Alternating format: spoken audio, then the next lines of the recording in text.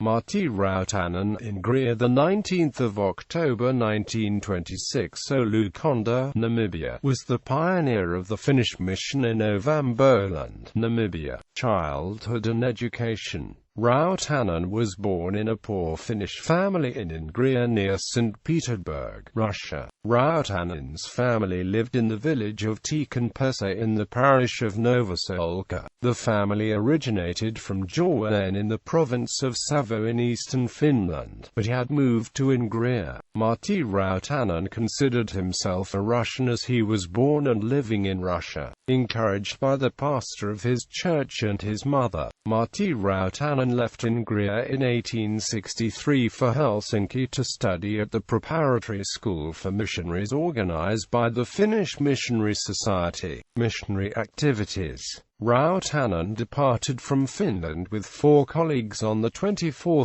June 1868 towards Ovamboland in present-day Namibia. From Walvis Bay they travelled via Hiraland, where they arrived in April 1869 and spent there over a year. Finally, they reached Ovamboland in July 1870.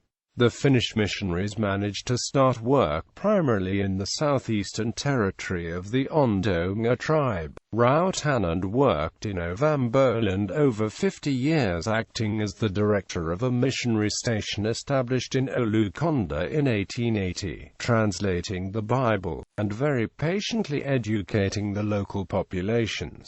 The first local people to become pastors emerged in 1925. Literary work. Rautanen's literary work consisted of translation of hymns and the publication of a hymnal in 1892 in Ondonga. Rautanen also wrote poems which were used as texts for new hymns in Ovamboland. Rautanen started translating the Bible already in 1885.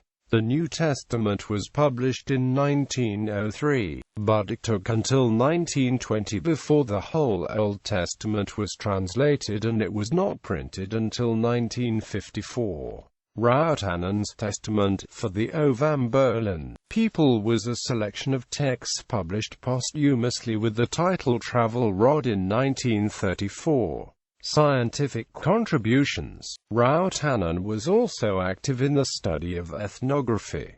He respected and gave great value to the indigenous culture. His ethnographic collection is now deposited in the National Museum of Finland. Rautanen's contribution to scientific knowledge concerning Ovamboland is also considerable. He made meteorological observations and collected plants. His interest in plants followed on the 1885–86 visit by the Swiss botanist Hans Schinz. Rautanen was inspired and became an enthusiastic collector of plants and ethnographic material, collections which were later assimilated by museums in Finland, Germany and South Africa. In turn, Schinz was impressed by Rautanen and named the tree Riccianodendron rautanenii after him, while the German botanist and authority on Lythraceae, Bernhard Koeni, commemorated him in Nessia rautanenii, Nakambale.